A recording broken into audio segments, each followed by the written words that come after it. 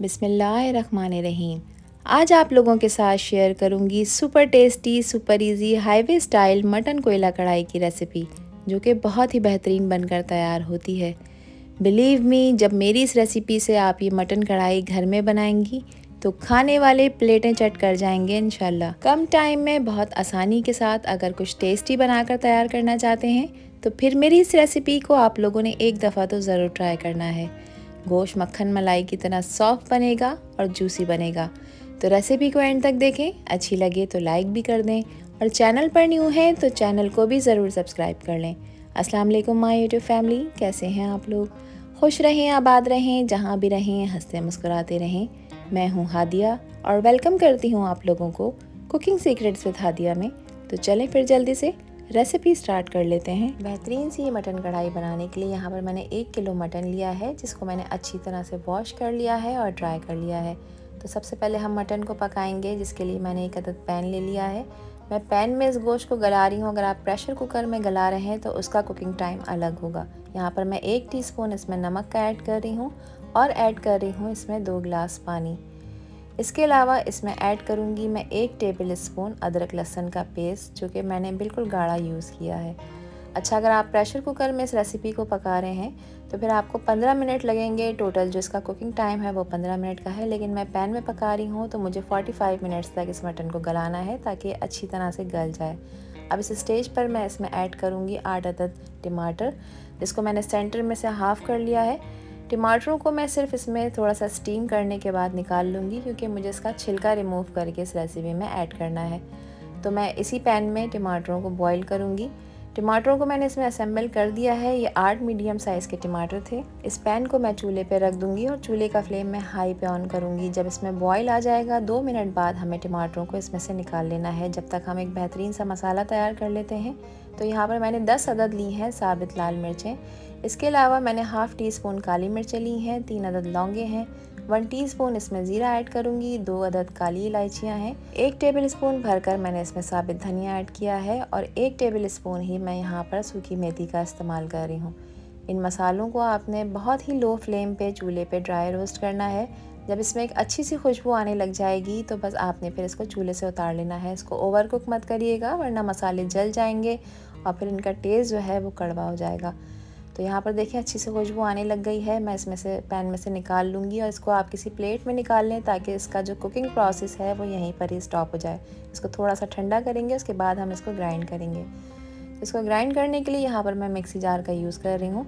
इसको आपने बारीक पाउडर नहीं बनाना, इसको सिर्फ हम थोड़ा सा क्रश करेंगे, यानी इसको हमें दरदरा सा पीस लेना है। तो इसको मैंने दरदरा सा देखें यहाँ पर पीस लिया है। कुछ इस स्टाइल में आपने इसको ग्राइंड करके तैयार कर लेना है। अब इसमें मैं कुछ मज़ीद स्पाइसेस ऐड करूँगी, जिसमें मैं ऐड कर रही हूँ हाफ़ टी स्पून पिसी लाल मिर्चें। इसके अलावा ऐड करूँगी इसमें 1 टीस्पून कश्मीरी लाल मिर्च। ये तीखी नहीं होती, मगर इससे कढ़ाई का कलर जो है ना वो बहुत ही खूबसूरत आएगा।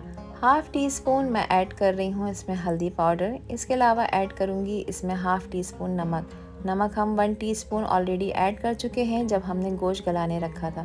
तो अच्छी तरह से मिक्स कर लेंगे और लीजिए जनाब, बेहतरीन सा कढ़ाई मसाला बहुत ही शानदार खुशबूदार सा बनकर तैयार हो चुका है। इसमें आपने किसी भी पैकेट का इस्तेमाल नहीं करना।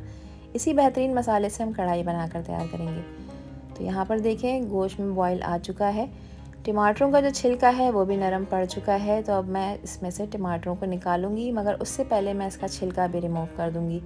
तो तमाम जो टमाटर हैं इसके छिलके को आपने एहतियात के साथ निकालना है और साथ में आपने फिर टमाटरों को भी इस गोश्त में से निकाल लेना है, क्योंकि हमें सिर्फ इसको इधर स्टीम करना था, नरम करना था, तो इसलिए हमने इस स्टेप को फॉलो करा है।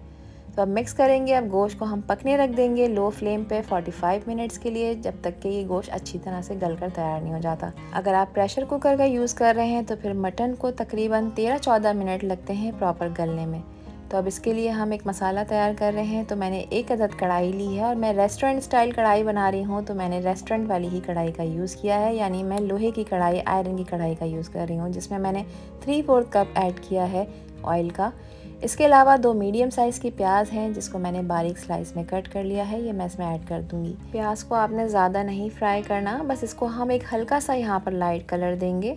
तो प्याज देखें जब इस तरह से थोड़ी सी ट्रांसलूसेंट हो जाएगी तो इस स्टेज पर मैं इसमें 1 टेबल स्पून ऐड कर दूंगी अदरक लहसुन का पेस्ट। ये हमने पहले भी ऐड करा है मीट में, मगर अभी हम मसाला बना रहे हैं तो इसलिए मैंने मज़ीद 1 टेबल स्पून इसमें ऐड किया है।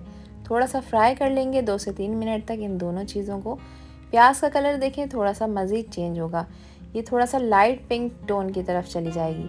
तो जब प्याज का कलर इसमें थोड़ा सा चेंज होना शुरू हो जाएगा तो इस स्टेज पे मैं इसमें ऐड कर दूंगी वो टमाटर जो कि मैंने बॉईल करने के बाद निकाल लिए थे। तो ये टमाटरों को इसमें ऐड कर देंगे। देखिए टमाटर अभी नरम हुए हैं मगर अभी गले नहीं हैं।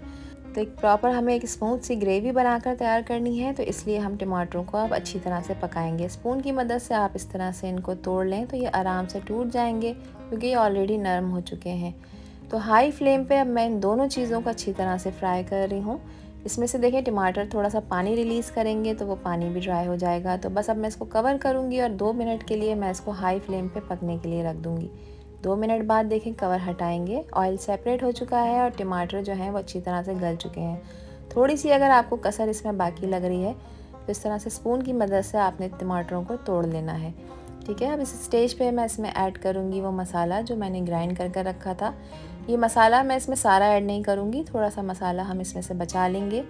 और इसमें जब मसाला आप ऐड कर देंगे तो फिर अब आपने इस मसाले को भूनना है क्योंकि इसमें जो स्पाइसेस हमने ऐड किए हैं वो कच्चे हैं। इसकी हीट, इसकी स्मेल हमें ख़त्म करनी है।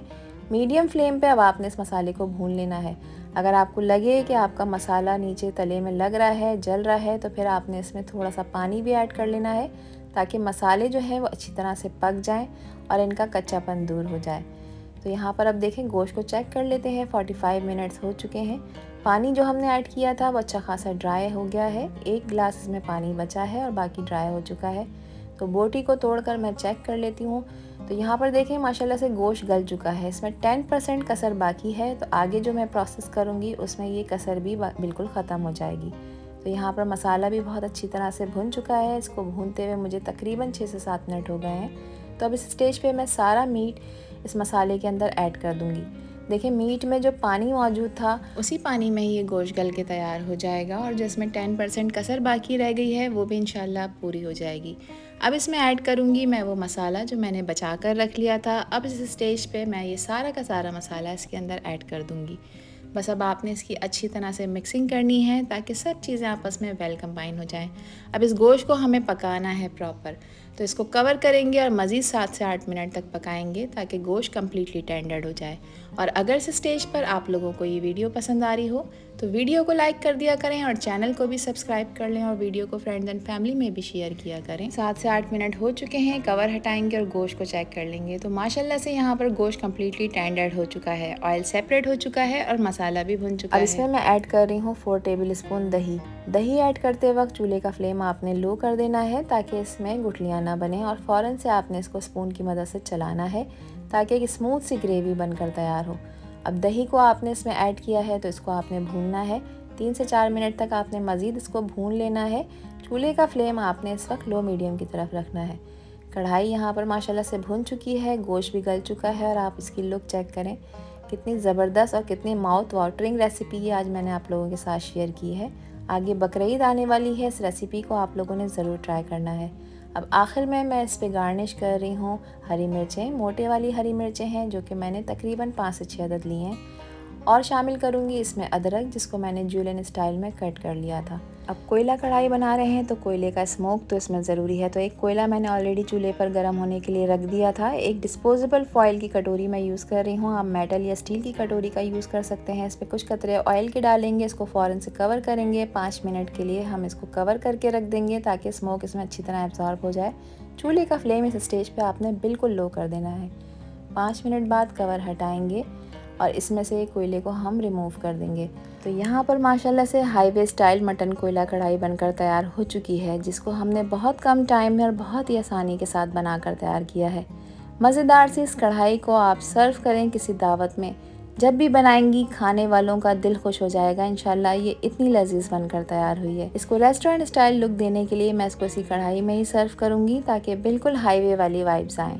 तो इस मटन कढ़ाई के ऊपर अब मैं स्प्रिंकल कर रही हूँ बारीक कटा हुआ हरा धनिया जो कि इसके फ्लेवर को मज़ीद 4 चांद लगा देगा। ईद आने वाली है, इस रेसिपी को आप लोग सेव करके रख दें और जब भी रेसिपी ट्राई करें तो मुझे अपना फीडबैक लाजमी शेयर करें कि मेरी ये रेसिपी आप लोगों को कैसी लगी। गोश्त की एक बोटी मैं आपको तोड़ के भी चेक करा देती हूँ कि मटन अल्हम्दुलिल्लाह कम्प्लीटली टेंडर्ड हो चुका है और सॉफ्ट तो इतना बना है जैसे कि कोई मक्खन मलाई हो।